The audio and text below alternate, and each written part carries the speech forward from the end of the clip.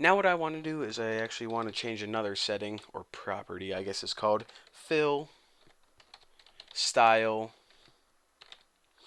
And what the fill style is it's basically the color of your font. And the font can actually be a pattern or a gradient, but for now I just want to make it a very basic, solid color. And a cool color that I like is actually deep sky blue. I know it kind of sounds like, a hippie emo color, but I tend to like it even though I'm not, I don't think I'm a hippie emo.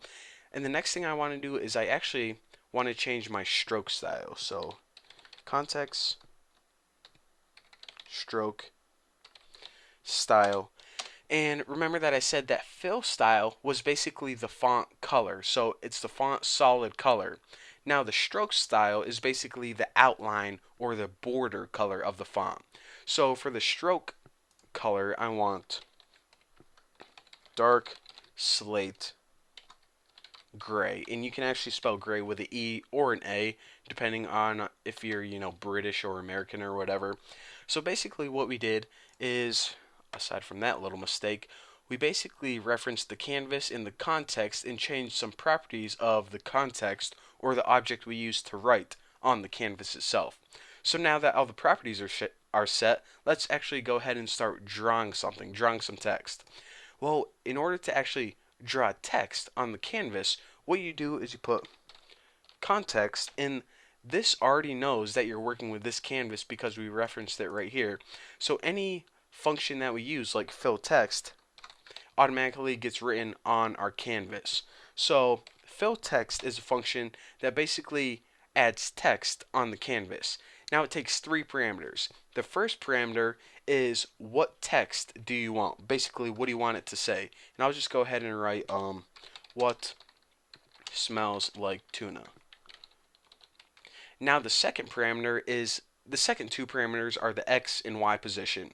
So for the X position, which is left and right, let's just go ahead and put it at 30, and the Y position is 200. So 30 pixels over, 200 pixels down. We want you to write what smells like tuna. So if I go ahead and run this in Launching Chrome right now, that is the JavaScript file, and right here is the HTML file.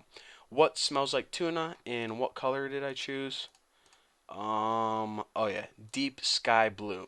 But now let me go ahead and add that stroke style or stroke text. And what this is going to do is it's going to add a border around this. So right now, as you can see, we have solid deep sky blue font.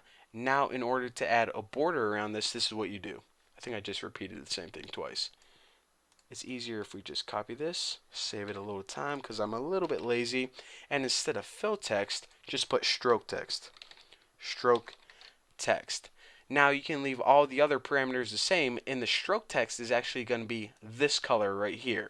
So if you save this and refresh it, check it out. This is deep sky blue, and the stroke is dark slate gray or whatever I did.